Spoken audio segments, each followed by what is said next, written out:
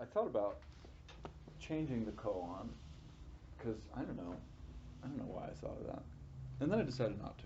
So anyway, the koan we've been sitting with this month goes like this. It's a quote from Dogen Kigen or Dogen Zenji, or he's got a bunch of different names, and he's credited as being kind of the godfather of the Soto branch of Japanese Zen. He was one of the first Japanese monks to go to China and pick up Zen and bring it back to Japan.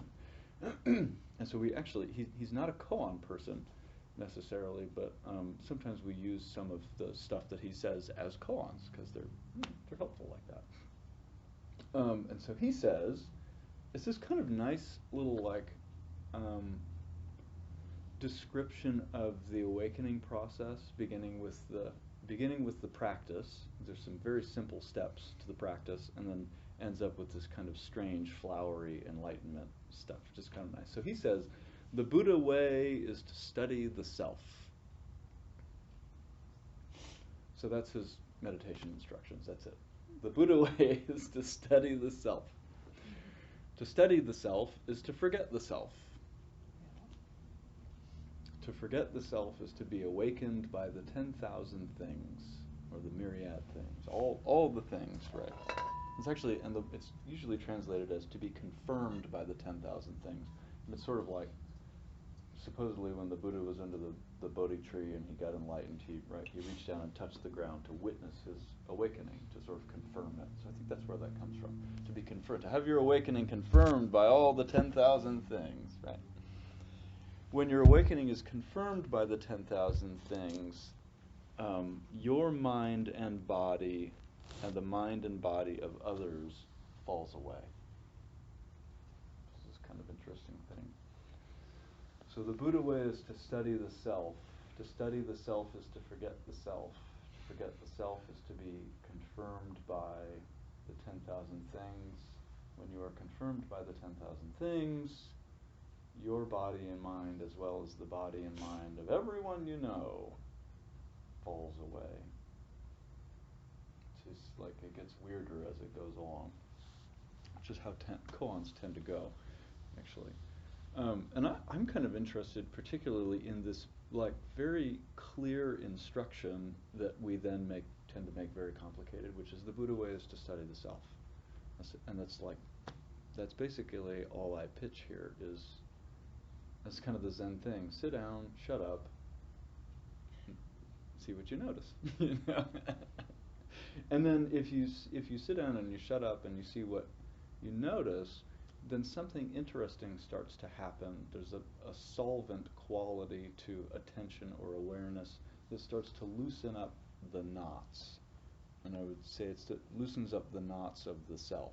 Really, like actually your sweater is great. If you look at any of our clothes, right, it's this fabric of interlocking threads or whatever it is, right? Oh, hi. Hey, glad you could make it. Forgive my tardiness. I forgive your tardiness. Is there anyone who doesn't forgive his tardiness? Let them speak now. Put you back out in the cold. Yeah, so there's this great, the fabric, right? And this is same as the fabric of the self, or the fabric of, and when I think of self, it's like kind of this interwoven material made up of all these stories that we have, right? Jesse is a 36-year-old married white male with a college degree and works at this place and had this kind of childhood and et cetera, et cetera. So this kind of conglomeration of stories that I'm always walking around in. And I don't know about you, but I tend to see the world from inside that realm of thinking, feeling, stories, right? I tend to see the world through the lens of those stories. And so the Buddha way is to study the self thing for me is that if I settle down and pay attention, then I start to see the light through and if you hold up your shirt and stretch it out a bit, you can sort of see the world through it, right? You can't see it very well, but you can see a little bit. And so to notice those little holes in the stories, and this is kind of where therapeutic techniques like cognitive behavioral therapy and cognitive therapy go. That's great, good. The Buddha way is to study the sweater. To study the sweater is to forget the sweater. Yeah. Where they go, well, hey, wait a minute. A lot of the thoughts we're thinking might not be true. Maybe we can challenge them. Maybe we can find holes in them. The difference between Zen, as I see it, and sort of a lot of the traditional therapies is that we don't take the thoughts that are untrue and or painful and replace them with thoughts that are less painful. We just see through the thoughts. That's it. And then there's something weird that happens. We forget the self from this.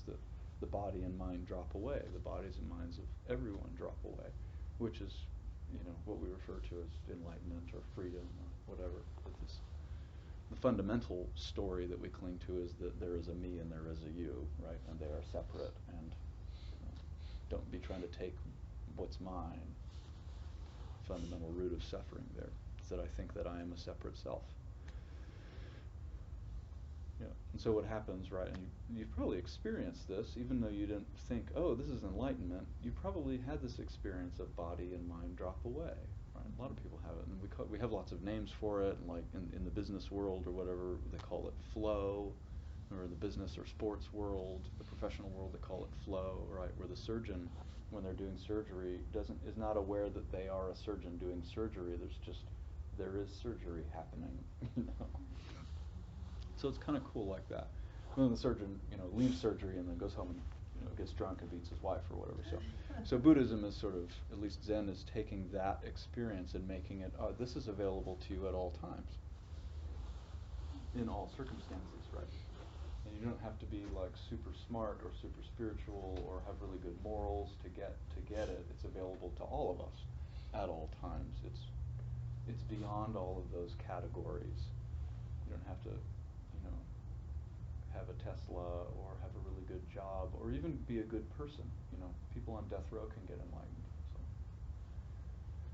So it doesn't matter. And that's the bit about, Zen's particular take is that we've all got Buddha nature. We've all got this capacity for awakening built into us. It's our birthright, you could say. So, and there's koans about that too.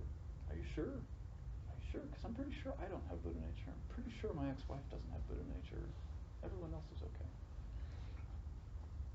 Yeah, the Buddha way is to study the self. To study the self is to forget the self. To forget the self is to be confirmed or awakened by the 10,000 things. When you are awakened by the 10,000 things, your body and mind and the body and mind of everyone else falls away. And so the basic meditation instruction is that there are no meditation instructions. And I kind of like how you describe the two forms of Buddhism, right? One where you do the pinpoint focus, which is really just sort of attention training, so that you can become aware, and the other one is to the introspection, or a lot of times people use that word introspection, that looking inside word to describe koan practice, and I think that's like as good a word as any. And I just like to think of it as just opening up and inviting the koan into the space. And the koan's already there, but it's kind of a trick that I do with myself. Okay, now I am meditating with the koan. The koan's like, yeah, fucker, I've been here the whole time. I was here before you even decided to do me this week. And just to notice what rises up to meet the koan. And that's everything, right? That's where do I feel the koan in my body? Where do I hear the koan? What does it sound like? Do I see the koan? Do I taste the koan? How's the koan showing up in my mind at this moment? And that's it. And so koans are, in a way, they're kind of devices, skillful means. Upaya, I think is I don't know if that's Sanskrit or Pali or whatever.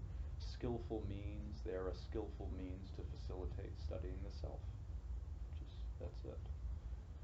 So maybe that's good. And then just a helpful sort of public service announcement. You cannot do this wrong, try as you might. So keep that in mind, please. And